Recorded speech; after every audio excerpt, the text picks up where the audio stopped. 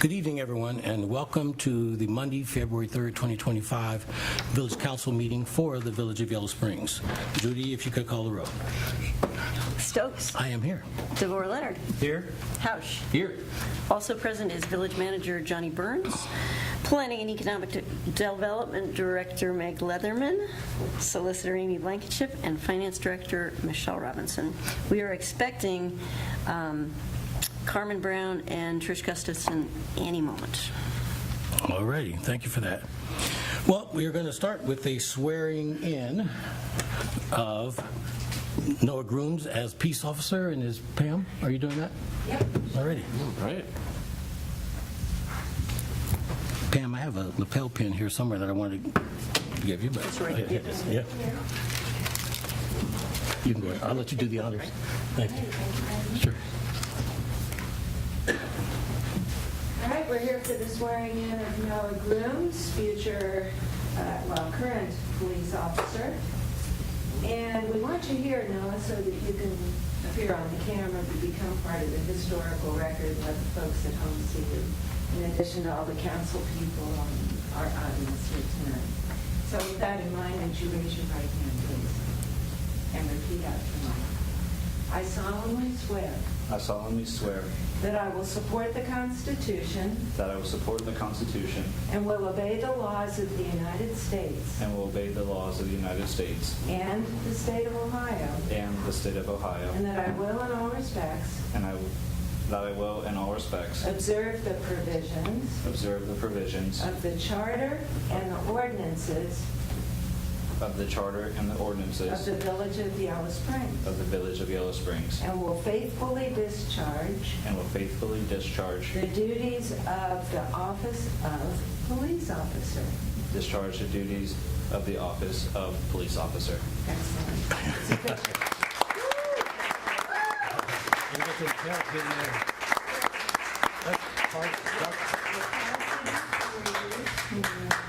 Wearing something fancy, okay? An honorary member of Village Council. Congratulations. Oh, wait.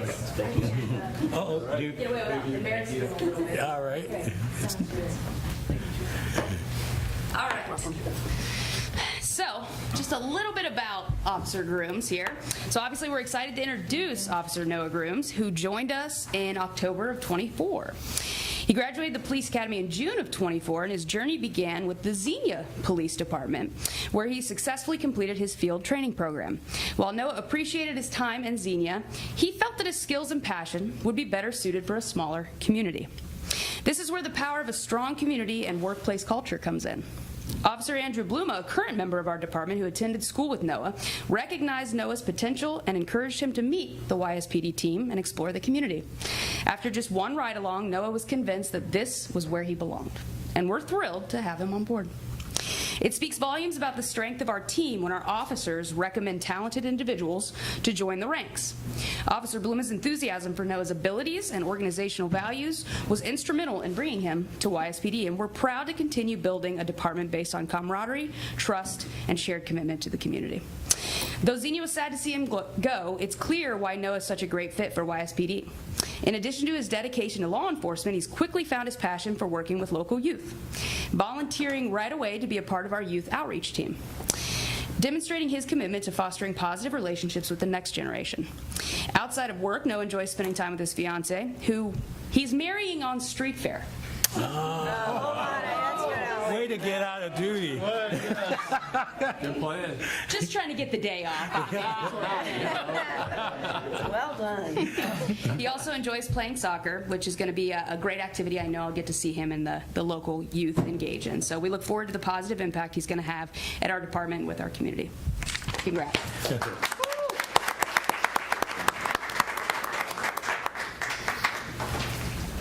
Thank you. Thank you, everyone, for your participation in that.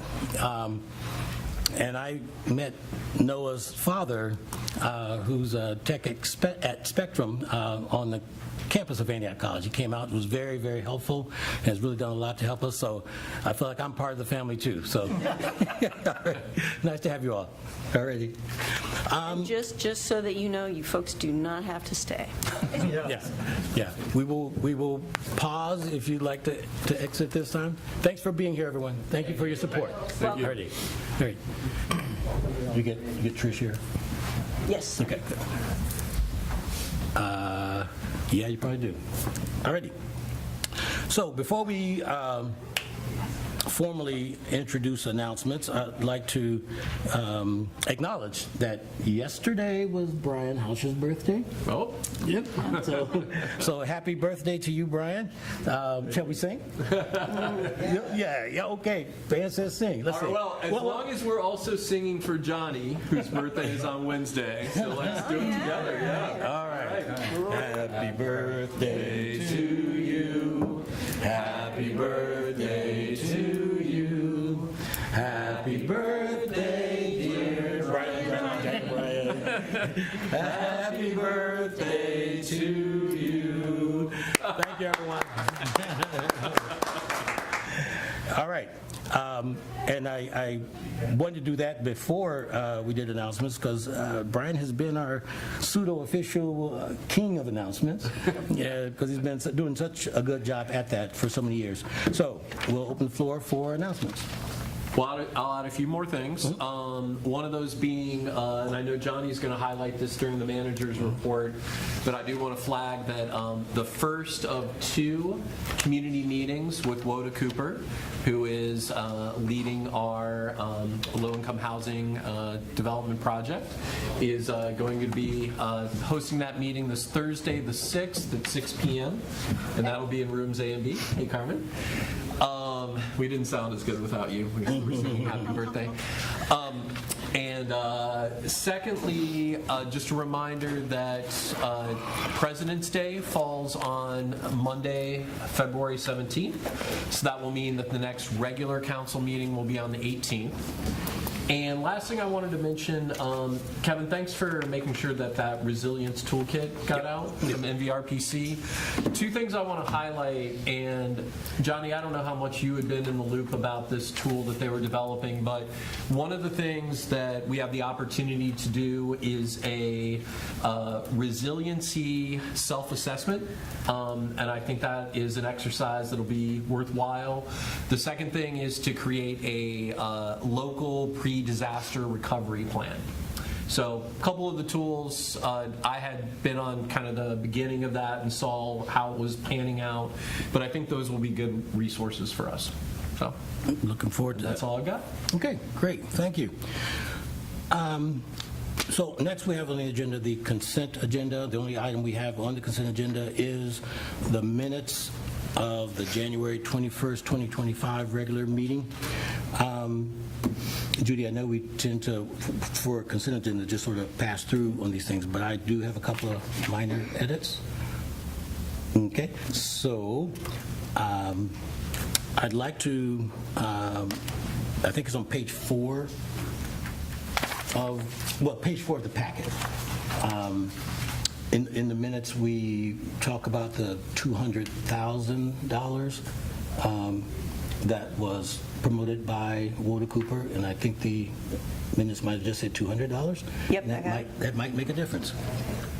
And also, sort of on a personal note, the minutes did note the comments that Relita Hildebrand made in the meeting, and we appreciate her comments, but I'd also like for the record to show that I responded directly by apologizing to her for my comments to the degree that may have, as she said, offended her, and I appreciate that. I want you to know that I appreciate you speaking up. But again, like I said, I'd like the record to show that comment for myself. Okay? Got it? All righty.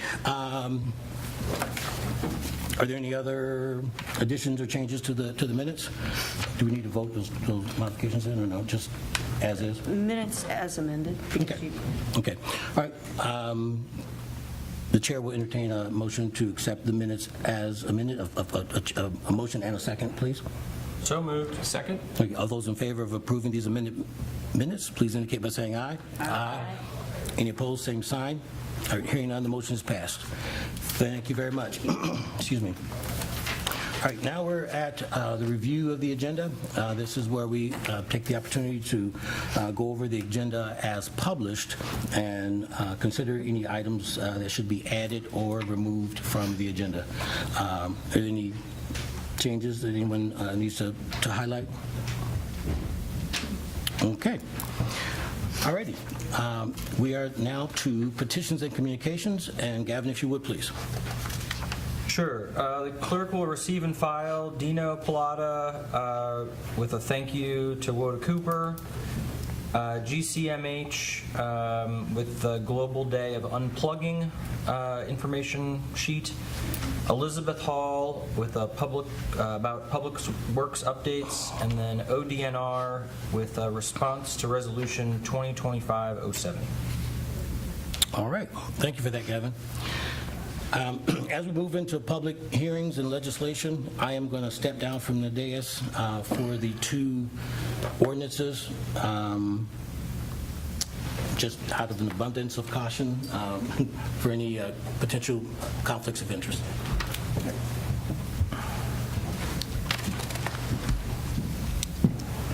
Okay, Meg, it sounds like. Oh, okay, I wasn't sure. Or do we have to do, I didn't know I was going to be, so just, do we have to read it, so by title only, ordinance, right, et cetera? Yes, and you don't need any motions to read by title only on that first read, so if you just ask me to do it, I do it, and then you get your motions. If you could do it. So, ordinance 2025-04 is approving a right-of-way vacation request to vacate one alley off East Center College Street. Okay, I think you're up. Yeah, thanks. I And was so just if you gonna. could take the motion, Oh, that you way do we want- won't forget. So you Okay. get a motion in a second and then. So moved. Second.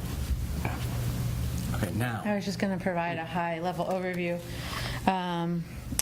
Antioch College Corporation submitted a right-of-way vacation applications for portions of two existing alleys adjacent to their property near the intersection of Livermore and East Center College streets. The Planning Commission recently held a public hearing on the application January 14th, recommended approval 5-0.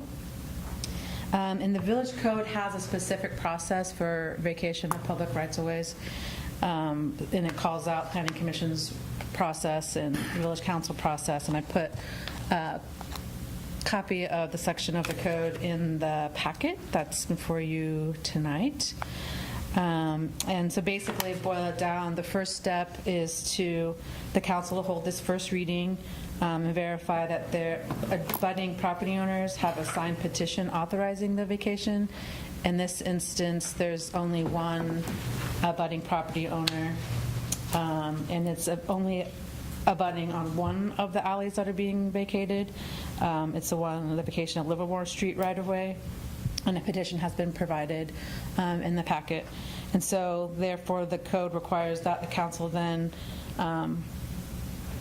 if in agreement of the first reading, I guess, I don't know if it's authorizing is the correct word, but in agreement after the first reading, as long as that petition's been provided, then the council can hold a second reading, and that's when the public hearing will be, and we can have public comment, and I can provide a little bit more of a description of how it meets the criteria, and maybe have a graphic to kind of show it for you guys, because it is a little bit complicated to not have a graphic when you're talking about these two alleys.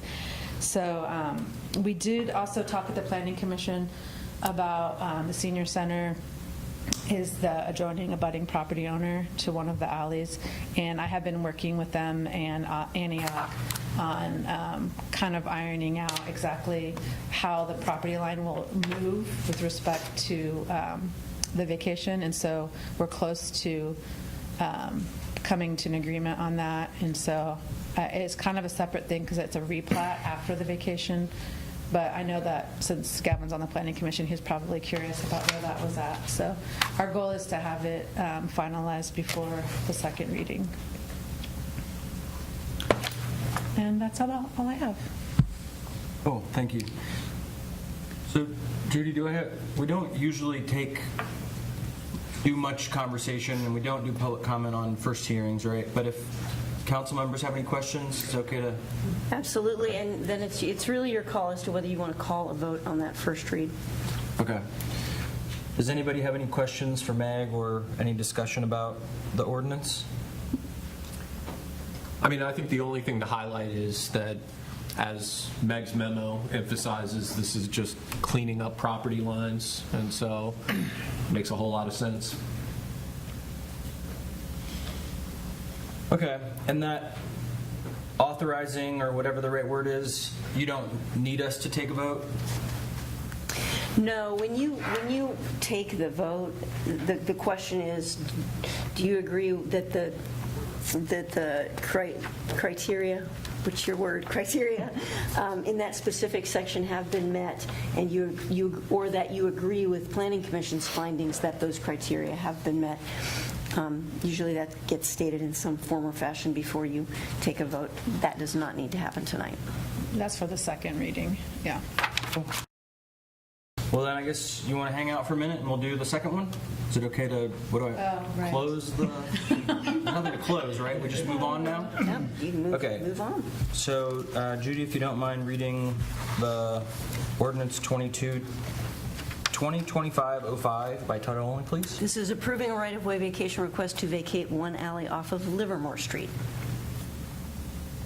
Okay, can I get a motion? So moved. Second. Thank you. Okay, Yeah, basically the same thing. Same thing. Yep, exactly Okay. the same. anybody have any questions? All right, thank you for your time. Gavin, I want to apologize. I meant to reach out to you the weekend really about that. I'm sorry. But I thought maybe we had touched on that during agenda planning. That's all. That I would have to. No, it makes sense. I could have put two and two together. Yeah, well, that's not a problem. I appreciate it. All righty. Thank you, everyone, for your participation in those issues. We are now down to the reading of Resolution 2025-11. If you could, Judy, do that by title only. This is authorizing payout of vacation hours to the village clerk. And the chair will entertain a motion and a second. So moved. Second. All right. Okay, Michelle. So in working on a payroll project recently, it was realized that back in March of 2020, Judy's vacation accruals were not increased. And so with all of the essential roles she has in attending all the meetings and her time needed in the office, she won't be able to use this additional vacation. It totaled 160 hours. So that's why I'm requesting that we pay her out for these 160 hours. As you can see, we broke it down by year at that rate. So she'll be paid correctly for what she was paid that year. Okay. Questions?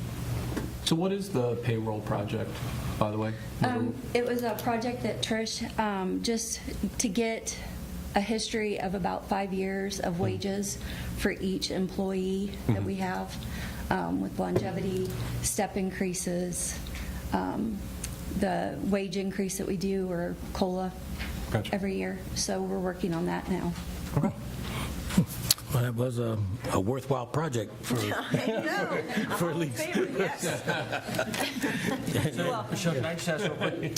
So does this mean we've done everything and this is the one problem, or is there possibly other things? This is the first one I've seen. Okay. I don't believe there are any others. I tried to do spot checks, but I won't know until I get deeper into the project. Okay. We did have one that went the other way, but we've already remedied that one. Okay. With an employee. All right, great. All right, any other questions or concerns or comments? Well, maybe just also emphasizing, this is sort of a one-time, we don't normally do a payout for the council clerk, but I think the rationale makes a lot of sense here. Indeed it does, and it's good to be on the right side of good ration. All right, so we're good. So all in favor of approving this resolution, please indicate by saying aye. Aye. Any opposed, same sign? All right, seeing none, that motion has passed. Now, Judy, if you could read by title only, Resolution 2025-12. This is approving dues for Regional Planning and Coordinating Commission of Greene County for 2025. Can I get a motion in a second? So moved. Second? Don't know, should who should be bringing that up. I don't feel like I want to. Well, but I will. I mean, you Yeah, are. I will. Yeah, I will. So, no, this is Greene County. Yep. Yeah, Greene County Regional Planning and Coordinating Committee, is a body that consists of every municipality in the county. I want to say 20, but about 20 folks, and the commission approves. Not legislation, but plans that have gone through, a process governed by the executive committee, which is a subset of the RPCC. And I happen to have just been elected as a member of the executive committee. So looking forward to getting more involved with some of the planning at the county level. So very similar to the Miami Valley Regional Planning Committee dues that I think we dealt with in the last meeting. This is the same thing. So again, it's just a dues to be a member of this group, and to have an opportunity to make sure our voice is heard, and to when the opportunity presents itself, to be able to influence some decision making at the county level. So are there any other comments or questions or concerns about that? I think the dollar amount is like $1,100. Not a whole lot, and it's a per capita dollar amount, so based on our size, we pay just a small amount, okay? So if there's nothing else, all those in favor of approving this resolution, please indicate by saying aye. Aye. Any opposed, same sign. All right, hearing none, that motion has passed. All righty, are we at the citizen concerns already? That's good, we're cooking. All right, citizen concerns. This is where members of the community are invited to step up to the podium, identify yourself and your affiliation with the village, and you can say almost anything you want. You can talk about anything you want, but we just ask that everybody be respectful to others' time. Mitzi, I may have seen you move first. Did you indicate that you want to get it? So come on, please. I see you, Pam.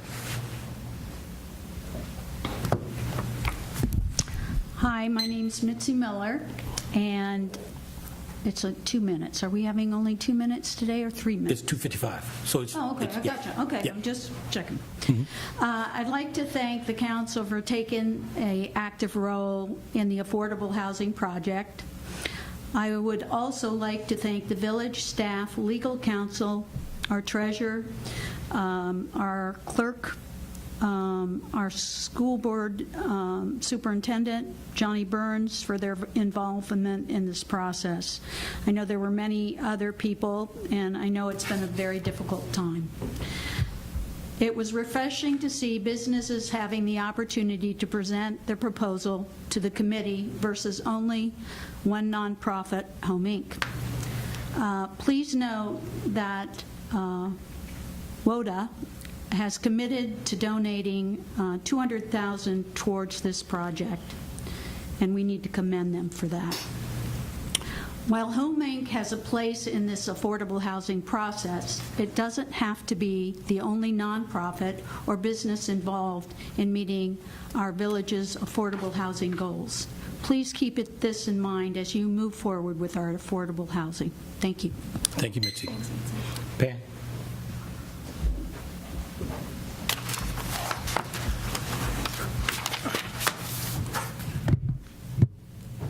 Hi, my name is Pan Reich. I'm an RN, worked at Antioch as a paramedic on the fire department. I've lived here for over 30 years. Yellow Springs means a lot to me. As we're all aware of activities of ICE, I've been doing a lot of research lately, and I've been reading about a lot of Latino, mostly, families who are being ripped apart. Most of the families are documented immigrants, but there may be a grandmother or a sister who's not, and who are trying to negotiate the chaotic system to become documented, and those aren't being considered. And I've also learned that there are about a dozen states and literally hundreds of municipalities who have declared themselves to be sanctuary cities. And I recently read that one of the most recent ones was Cincinnati. Mayor Perval confirmed to Fox 19 Now that Cincinnati police will not cooperate with ICE agents in the removal or reporting of illegal immigrants, undocumented immigrants. And the mayor is now discussing with the sheriff of Hamilton County, who has also agreed not to cooperate with ICE. So I had a couple of ideas, and I posted them on both the Yellow Springs bulletin board and the open discussion, and I received over 80 community members who have thumbs up or hearted or given positive comments on both of those to my two ideas. Please be aware that I am not suggesting, or would I ever, that we do anything unlawful or to make things worse. But not assisting ICE is not unlawful, as is being demonstrated by many municipalities. One other community member, Brenda, said that she thought my ideas were very good proposal, and she's for it 100%. Springfield is already in the news for immigration support. Alerting residents to ICE in the area is not going to make us any more of a target, and I know our police chief is concerned that if we do anything publicly, it's going to make us more of a target.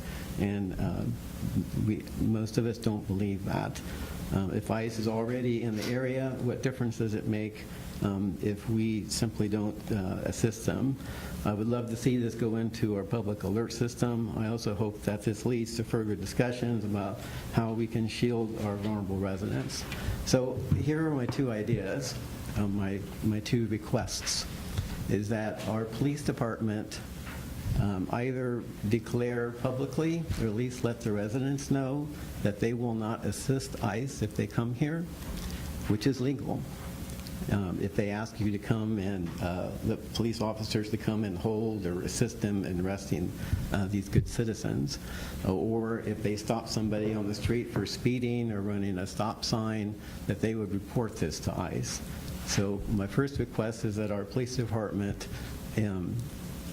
be directed or have a discussion with Paige, that our officers, I believe our officers right now don't know what to do. If ICE shows up and there's an officer at 6 o'clock in the evening is asked to come help hold these people, they may not have already been told by Paige what to do. That needs to happen. We need to have a policy in place where officers know that we are not going to resist ICE, not going to do anything active that's unlawful, but we're not going to help them either. And there's no law saying that we have to. That's my first request. And our second request Point is... of order. There are a number of people here in town who are interested in peaceful demonstrations. Pam, just go ahead and wrap. If you don't mind, we do want to get the second one in, but because you're past the 3 minutes. But you got time. You got time to finish it. Just like I said, just be more concise. So the request is, we have a public notification system for everything from weather emergencies to water line breakages and that kind of thing, where we text and or email the community. Our request is that if ICE is detected here in town, that anybody can call dispatch and then say ICE is here at the college or wherever they see them. An officer can be sent to verify ICE is there, and then we're requesting that we use the village notification system to let us know that they're here. And if we want to come and do peaceful protests from half a block away, that would be our action. Again, we're not asking for anything unlawful, but we're asking you to find compassion in your heart and to show courage, as many hundreds of other municipalities have. Thank you. Okay. Thank you, Pam. Any other citizens? Yep, coming up. Was that a hand also, Riley? Okay. Wave at me, because I didn't. And let me, before we go on, the timer did go off at the 3-minute mark, but it was very faint. So I'm not sure if Pam maybe didn't hear it. I could hear it. Okay. All right. Thank you very much. So I'm Rebecca Potter, resident, but I'm speaking as the president of the school board tonight. And I think that a lot of information, correct information, has been conveyed since we approved the option to purchase both in this House and at the school board. But I have been hearing more questions arise with regards to the developer, Woda Cooper. And so I'm just here to more speak to the public, because I think this is information you all know, and affirm that the school district and the school board partnered and committed to this project for the purpose of affordable family housing.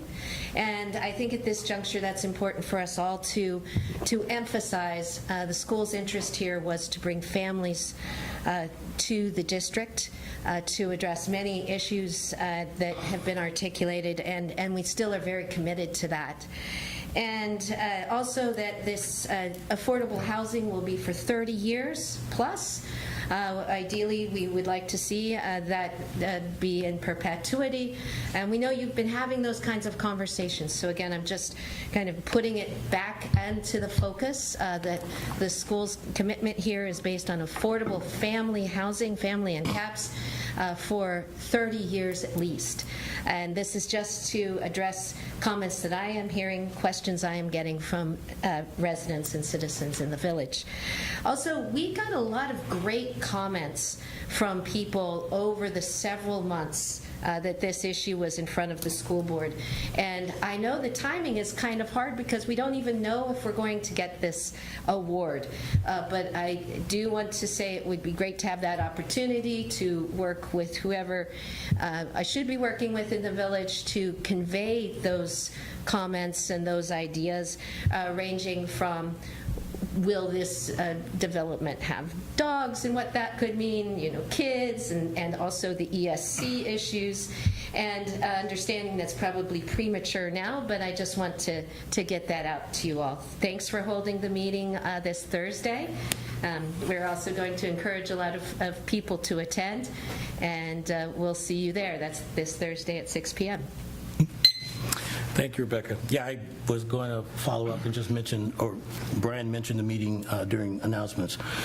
So to everyone else who might have missed the announcements, we will have a public meeting, a community meeting with the developer, Woda Cooper, here on Thursday, 6 p.m. in meeting rooms A and B. So everyone is welcome to attend. Will there be any remote I know it's going to be recorded. It will be recorded. We don't have the capability right now. Okay, good enough. So you have to attend in person, but the meeting will be recorded and published for everyone after that. Riley. While he's coming up, can I just ask real quick? So, Judy, last time we talked, is it now publicly noticed, like, can we go, or is it already figured out who can go? Well, you have sort of a different scenario here because you're on Planning Commission, Okay. but it is noticed as with council present. Okay. So everybody else could go, but I shouldn't. Cool. Thank you. Really? Sorry, Riley. That's a bummer. I'll be okay. Okay. Can I go to the meeting? It depends, Riley. Yes. My name's Riley Dixon. I work for the paper here in town, here in Yellow Springs. It's possible these points are going to be addressed in the manager's report, or potentially future managers' reports. I'd be interested if they were. I guess I'm interested to know how the imposed tariffs from President Trump might impact village operations. I expect things to get a lot more expensive.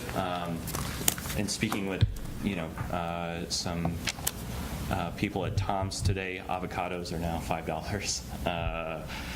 I can't imagine how much more expensive wood, lumber, iron, aluminum might also be. I'd be curious to know how this is going to affect Public Works.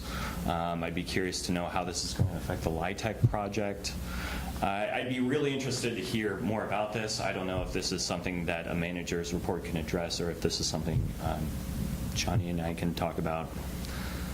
In a similar way, like that, a threat of withholding federal grants and funds was put on the table and then rescinded, I'd be interested to know how else the village might be affected, specifically capital V Village will be affected in seeking federal funds. That it was put on the table and then rescinded, I'd be curious to know if we have a plan for other ways of fundraising if that money isn't made available to us. And something I plan on asking our Woda Cooper friends on Thursday is, how would have OFA been affected by these federal grants being rescinded if that would have gone to its logical conclusion? So, I guess these aren't public comments, these are just public questions. I've seen them answered in the manager's report after, so I thought I'd float a couple more. Thank you, Mr. Burns. Great. All right. Thanks, Council. Thank you, Riley. Yes. Hi, Relita Hildebrand, Village resident. So I had the opportunity on Saturday to go to two great events. One was the open house that the schools held in both buildings. As a relatively new resident, I'd never been in the elementary school because my daughter came into high school. So the administrators were there, staff members were there, and I thought it was a fantastic opportunity for the community to come. And I saw families with older kids coming through and sort of enjoying that. So I thought that was wonderful. And then the second event was our service dog scrimmage, which I just wanted to say a big shout out to our village manager and the police department for putting that on. If you weren't there, it was just a fantastic event. There was a huge amount of camaraderie. It was standing room only, and there were people that just had a lot of fun. And I thought it was a really great opportunity to bring people from neighboring communities into Yellow Springs and to highlight what is a really important project that our police department's helping with. So thank you very much. All right. Thank you, Relita. Any other citizen concerns? All right, seeing none, I will thank everyone for their participation. And we are at special reports, and that looks like Meg. Or someone else named Leatherman. I'm going to have Susan kick it off. Okay. There we go. I'm Susan Stiles, and on Planning Commission. And along with me, Stephen Green, Gary Zarinsky, Scott Osterman, and Gavin is on it. And then we have two alternates, and Carmen Brown is our other alternate. We had just 9 meetings last year, which was, I think, 2 less than we had the year before. And we had 1 PUD work session. And what we did in our meetings, we had 8 conditional uses, which consisted of 2 on food trucks, 2 on accessory dwellings, 1 on outdoor dining, 1 transient guest or 2 transient guest lodging, and 1 major renovation for the school. And we had a final PUD, zoning map amendment. We had 4 zoning text amendments, and a final plat. And then the on code amendments, and all of these things were, the code amendments were things that we passed, and then they went on to council to approve. We had a big one on bike code amendment, which Gary Zarinsky worked very hard on. He's our biker in our group and has always been interested, and he worked with Meg on that. And that requires new developments to provide locations for biking. We repealed the Gateway Overlay Zone, which was to help the LIHTC project, and we added back standard limiting the location of driveways on arterial streets. And we approved for site plan applications for permitted uses to be reviewed by the planning and zoning administrator and not to come to planning. And that's the end of mine. So what you can see is that the Planning Commission is only one small part of what Meg does.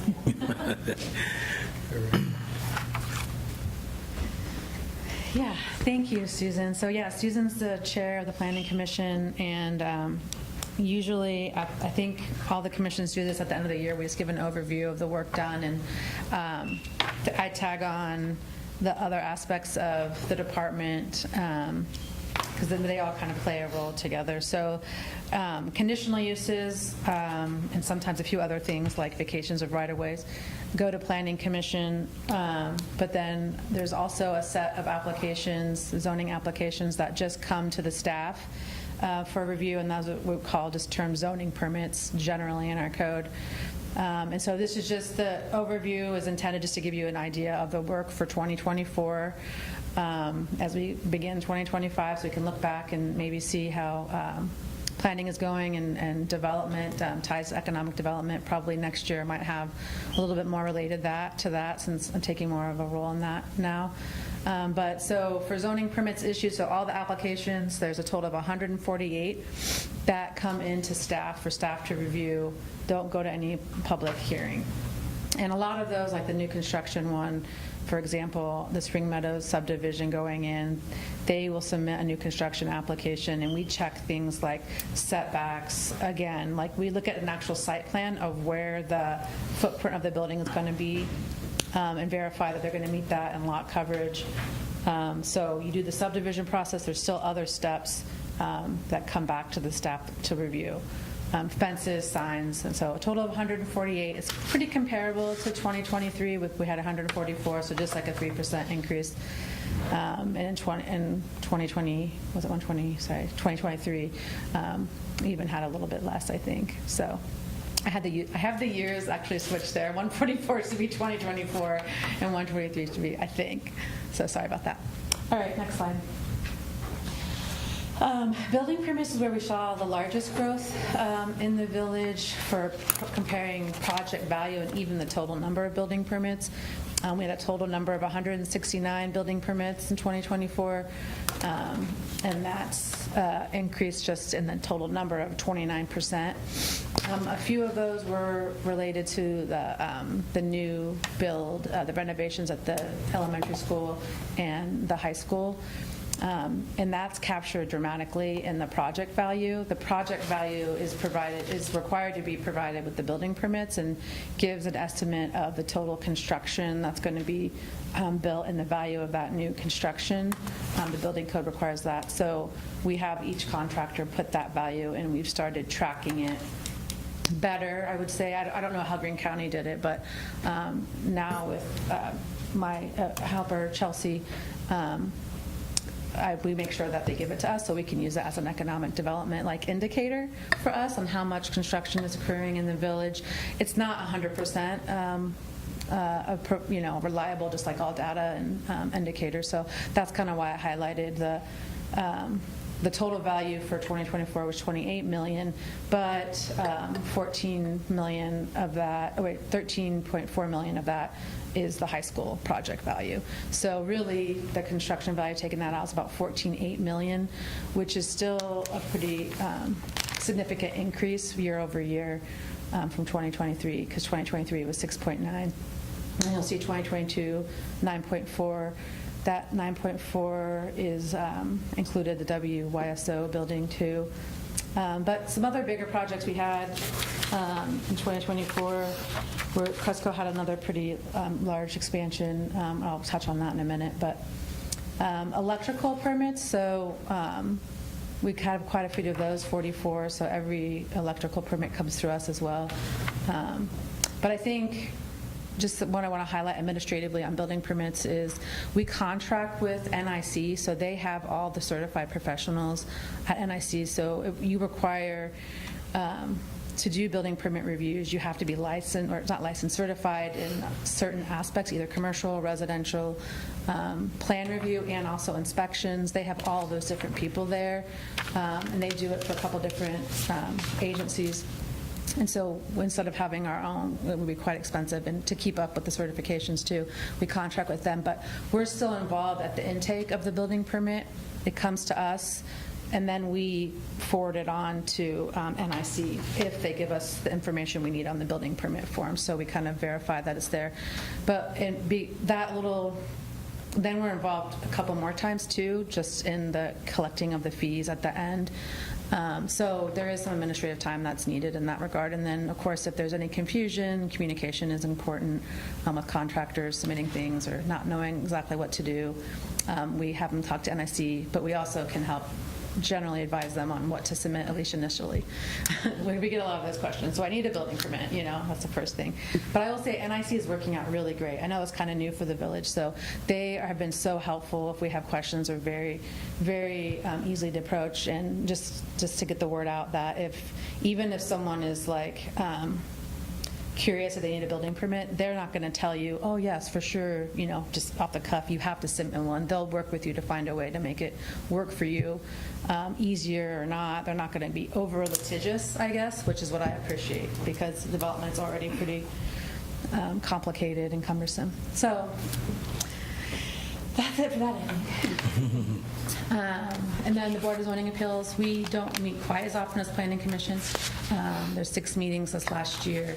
We did have a new member, Ellis Jacobs, is no longer, he stepped down. I think he'd wanted to for a while, and we were looking for a replacement. We got Dino to step up into that, Dino Palata.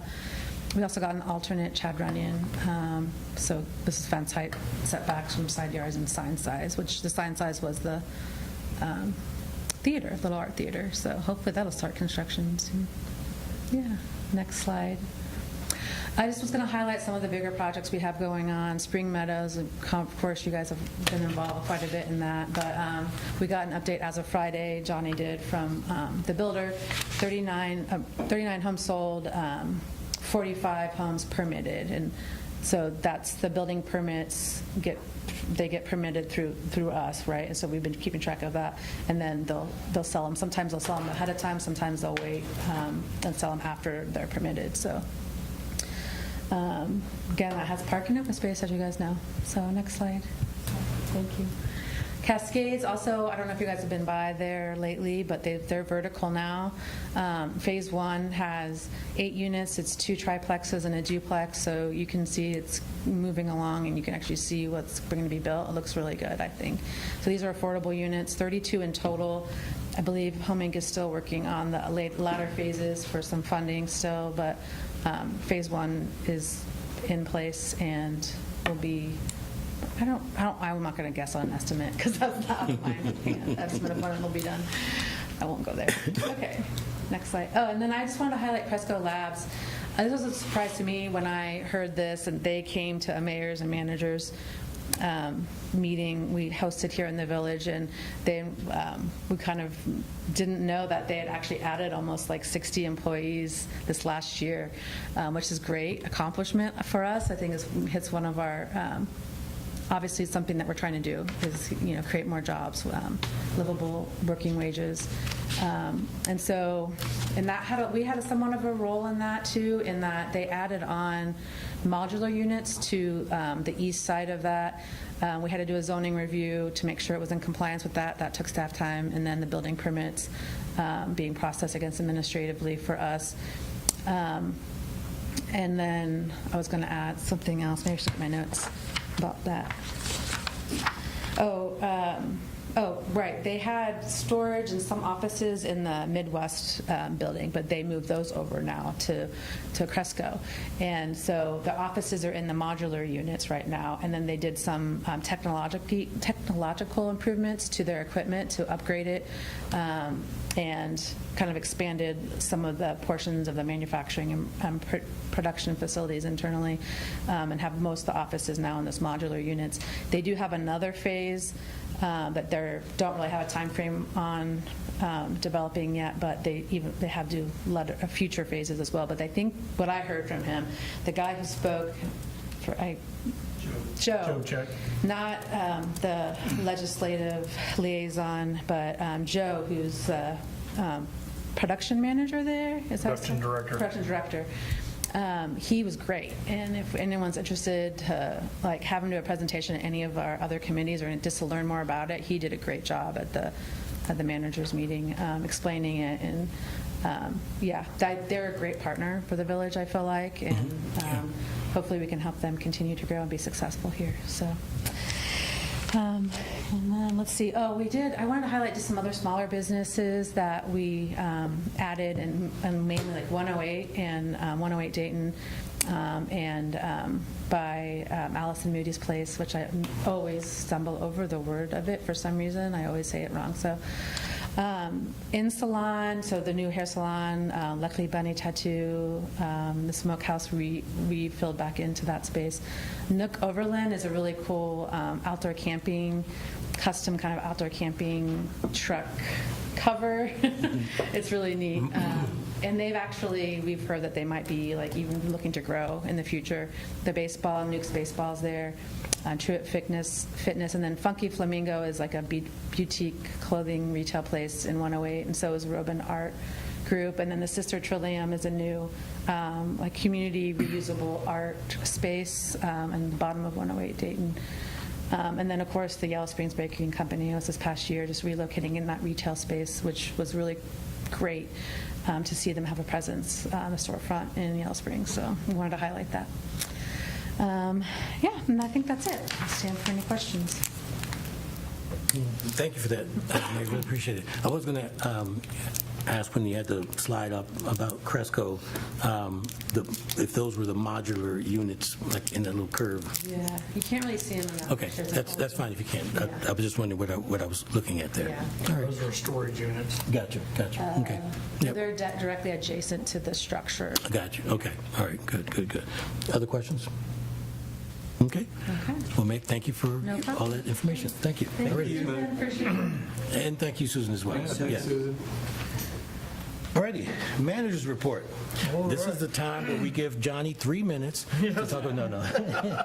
Okay. Let's see. Well, to go back to Cresco, Meg and I was able to attend something after Cresco got done, and they said that they was on time, under budget, and the fastest turnaround that they'd had. And they wanted to say thank you to the building department and the village for being great partners. That was one of the things. Okay. So we had a pretty busy last week and the week before. The Ohio EPA come out, did a presentation. They awarded us $176,240. And I'll give you a little backstory. So my first Dayton area managers meeting that I went to, we was able to, one of the people, like we had Cresco do the presentation. They had Department of Development do the presentation. And the director, Lydia, she's like, listen, here's my number. If you guys ever need anything, reach out. I'll see what I can do to help you. Well, I didn't know that I was going to have to reach out so fast, but I'm glad I did. We actually wrote a letter, or sent a letter to her, and she reached out to the Ohio EPA. Comes back to staff had done the job. We beat the schedule for the lead. The lead list that we had to get done, and Ohio EPA is like, hey, let's see if we can help you out. And the the H2O program footed the bills for the extras. So we are no funds out of the Yellow Springs. This is all funded, almost $2 million worth of work that was completed by grants and hard work. I have to go back to, if we'd had to pay for everything the village did, we would probably needed about another $300,000 to $400,000. So I got to highlight the staff: Ben Sparks, Adam Williamson, Lucas, Rose Pelzel. I said that wrong last time.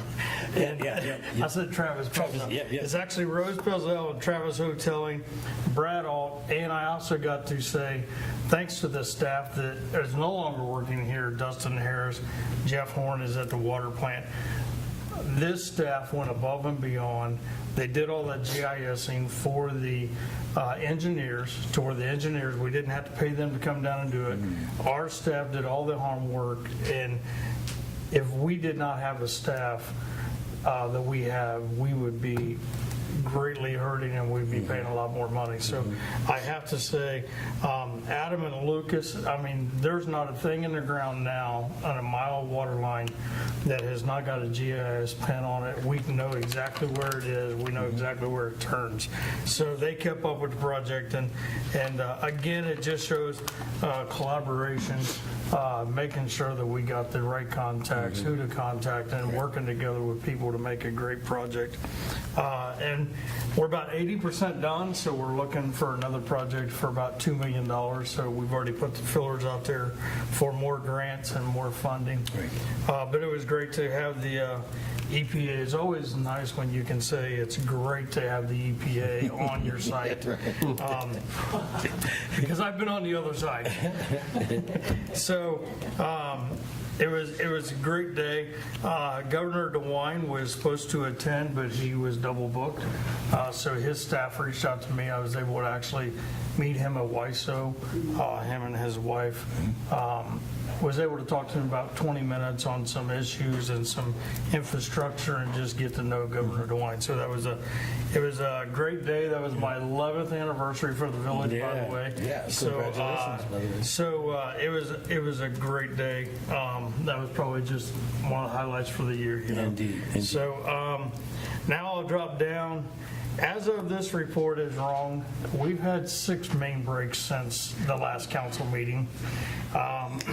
We looked for one for 2 days, and we found it in the middle of a field on the Thunderbird farm. And so literally Friday night, we went out there. That was the one that was giving us, we looked for 2 days. We kept on finding all the other ones. And we actually had a company come in because we had exhausted everything. And we get a phone call, said, hey, you got some water coming up in my field. So crew went out there, man, they got called at 5:30 and we was out of the building by 8 o'clock. So again, fantastic crews. Everybody, it didn't matter if you was a water plant operator or a streets department or a water guy or a lineman. And that 6 breaks, you touch something with a water main break. Yep. So be patient. We're trying to get some cold patch and put on Dayton Street and on Xenia Avenue, and waiting for the hot mix to come so we can get the areas fixed and get it back to where we don't have bumps in the road. Finished up the Grapevine. It is going out for print, or it is out for print right now. So you should be looking at the second or third week in February, getting the new second edition of the Grapevine. We have a intern starting tomorrow who's going to be helping out the office with Elise and probably with Meg and Michelle as well. She starts on the 5th, and we have her for a while. So wastewater capacity study, we're getting quotes. EPA requires that after you get 80%. We're trying to get a hold of it. We're in the 70s, so we're trying to get ahead of it now. So you'll hear more about that coming in the future. Fundraiser for the dogs, I agree. That was a highlight of Saturday. Holy smokes. If you did not come, you missed it. Frappe was sleepy, but Irish won all 4 little competitions they had, which was probably a brother. But man, the gym was packed. Probably 200 plus in the gym with 10 amazing dogs. Probably the highlight for me was not the puppies, even though they was cute, but halftime show, they had 3 service dogs. That one was for a veteran with his issues and how the dog helps him. Another one was for a kid with autism, how the dog helps with that, and then another one's for some other disabilities. So they kind of showed off some of the things that they do, which was fantastic. Ours just want to eat and play around. So Porter is doing great. I can't say, man, Paige and her team down there with Porter, it's phenomenal. They're doing great. We're trying to figure out how we can get Puppy up here is all we're trying to figure out. Judy don't bring her dog in enough. The upstairs. Good news on AT&T right now. They have withdrew their tariff to the Public Utility Commission, but we've been told they're going to be going back. They're just getting some more information, so we're going to stay up on top of it. We talked about it in the managers meeting this morning at Dayton, trying to make sure we're staying above it. So more to come on that. You'll see that there's a thing for Miami Township Fire Department ballistic vests that are outdated for our officers, but they're not outdated for the fire department. They fall under the $1,000 property value, so we can give them to them for $1. So we have 5 that we're going to be donating to them for $1 a piece. So if they need them, they've got them. Right. So police departments got their information in there. Public hearing, again, for the variance for the LIHTC is February 12th. And then the public meeting for the LIHTC project is this Thursday, 6 to 8, in rooms A and B. So there's some more stuff. I won't go through all Meg. She did a great job at hers. I do want to go back to, I highlighted this area, 308% increase in the project value and 29% increase in the total permits in 2 years, or between 23 and 24. So that's just, we're doing something right. So we got to celebrate them wins. So Indeed. Michelle and the team have got out the W-2s, the 1099s. We have got all of them submitted, and they've actually sent it back to confirmation saying they've got them. We are closed on February 17th and be back on the 18th. Utilities, if those in need of building assistance, several resources are available. Just contact the utilities and ask them how that they can help you if you're in need of assistance. Let's see, I believe that was it. I'm going to go back here some too. Changing out of hydrants, we're going to be doing that in the upcoming months when it gets a little warmer. Again, we will put out the notifications to let you know if we're changing things in the area. Some more of the water problems that we had. That was 68 was a traffic nightmare, but we got her done. The crews are working on the center circuit going back to the switch station. We've actually got the drawings. Now we got to do the deeds for the right-of-way. We've got the permissions from the Borchers, from the Miami Township, and another property owner to be able to give us a right-of-way to go to the backside of the glass farm. And I think that's probably the metering department. They are final push for changing out the inside water meters. If you have not, please get a hold of us so we can get your meter changed on the inside before we have to shut your water off to make you call us. So again, do what you can to help us out. Samantha's doing a great job down there. I highlighted the little person building a White House replica there. So that's a good thing to see as well. And then social media and users, we're up to 71 on Facebook and up to 481 on Civica Plus, and I know there's more people out there. So if you want to hear what we're doing and how you can stay connected, Civica Plus is the way to go. Yep. So Johnny, thanks for that. So I would just have everyone make note of some of the photos in Johnny's manager's report. There is photographic evidence that Johnny Burns will wear a sport coat. I was surprised that he let that photo be published, but it's in there. And, well, look at there, yeah. And it's I mean, Johnny just sort of brushed over it. The folks from the Ohio EPA and Governor DeWine's office requesting that private meeting with Johnny, I mean, that's a big deal. And the folks that were here from the Ohio EPA, they want to help. And Johnny's right, it's rare sometimes that where you're on the good side of Ohio EPA, because we certainly want to support them, on the other side as well, because we want them to let us know, if something is not providing the safest environment possible. But those folks were excited to be here. They want to come and do those kind of presentations.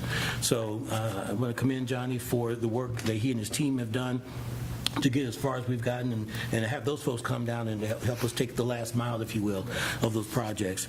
And again, it is not a small thing that, again, the governor requested a meeting.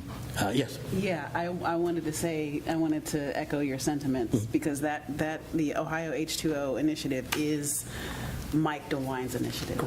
Because that it is specific to him as a governor.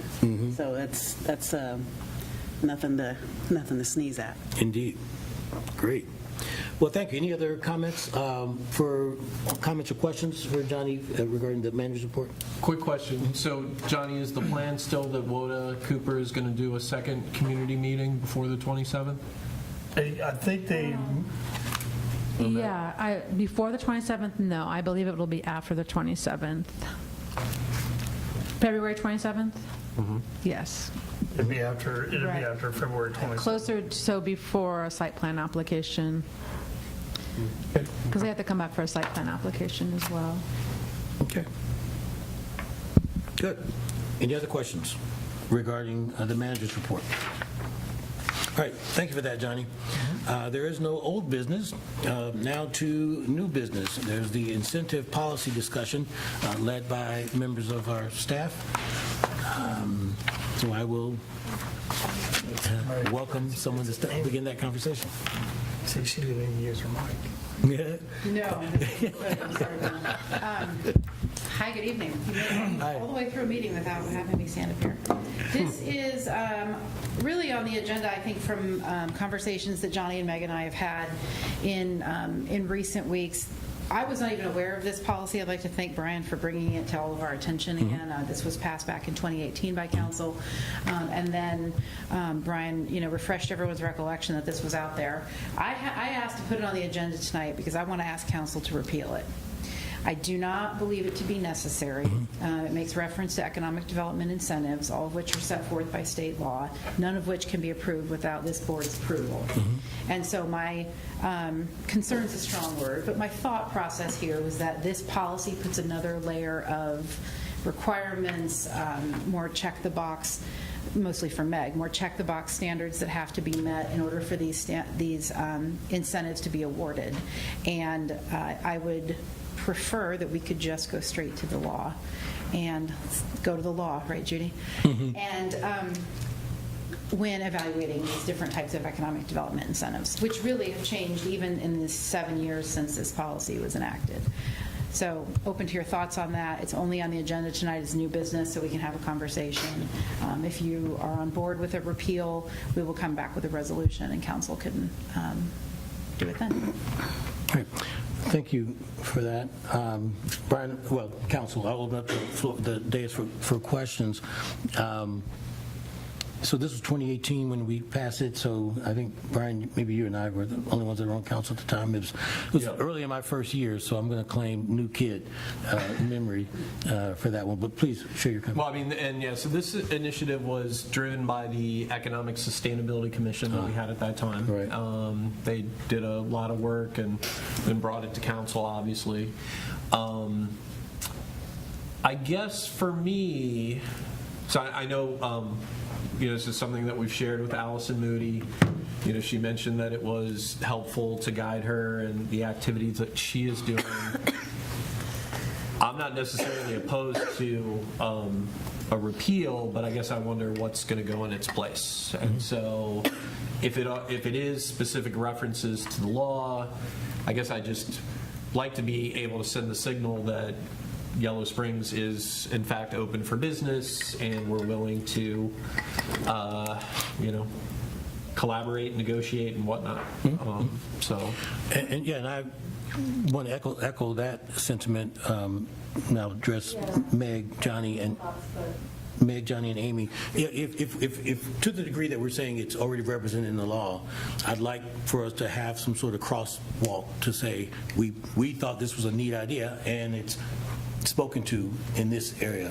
So it's interesting for me to think about it through that lens, that this was intended to attract people, developers or whoever to the village to think that these incentives are out there. I think that anyone who is interested in developing in the village is likely to already know what their options are and bring them up to bring them to us with their requests. So I don't know that having a policy like this in place draws that kind of attention. But Meg, I know you had some thoughts. Oh yeah, I was just going to say I feel like I agree that I think that this is just adds another layer. And there's an application process, and I think there's an intention of scoring it.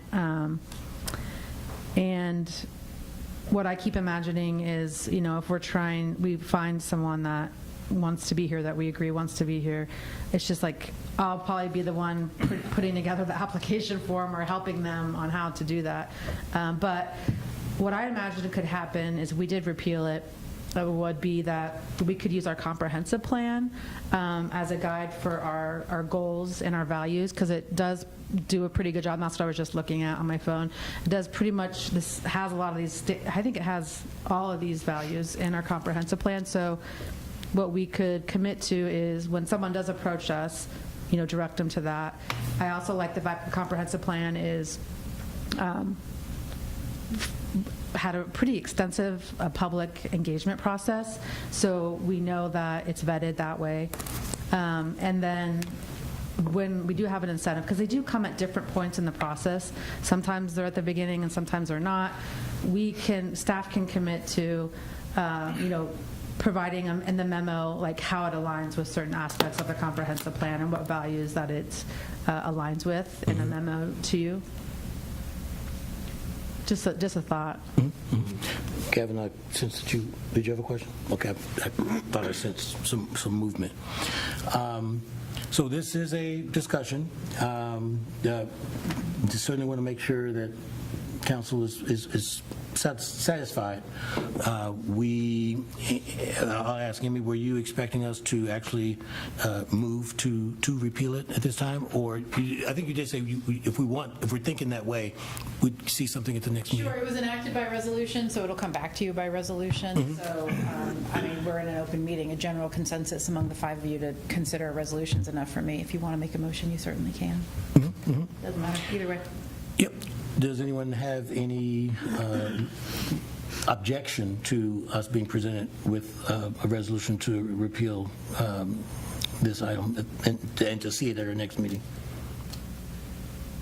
I don't have an objection. I'd like to, I don't know if anyone's talked with Allison, but I'd like to talk with her about it.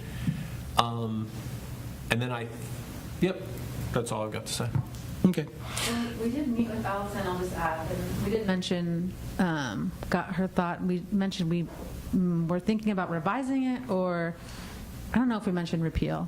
We didn't mention. Okay, we just mentioned revising it, because I had said that I thought it was a little bit cumbersome and added an extra layer that maybe wasn't needed, but we weren't sure. We were just exploring the idea, and I think I just saw the draft that day, so she's at least aware that we're discussing it. Yeah. I would say Amy Blankenship and myself have talked about meeting with Allison as well to discuss this. Cool. All right. Well, I would say to the degree that it's in everyone's interest to streamline our processes and not to be redundant, and that's sort of what I'm getting the sense of, that not suggesting that any of these incentives are a bad idea, it's just that they are duplicative to what the law suggests as possibilities. So if we could, then please have a draft resolution for the next meeting. I'd appreciate it. All right. Any other concerns before we move on? All right. Thank you all for that. Wow. Are we moving at record pace? Oh, I shouldn't have said it. I shouldn't have said it. Well, I was shooting for 8:30, so we're doing good. Future agenda items. Judy, thank you for this, and it caught my eye when I saw February 6th on there, but yeah, that's a meeting. And I think we'll just have the second readings of the things that were introduced, the ordinances that were introduced tonight. We'll have something about the incentive policy. Is there anything else that anyone would expect to be on the agenda for the next meeting, or is there anything else that I'm missing? We have special reports. I don't know whether or not we'll be ready to bring the resolution regarding the general approval for local grants.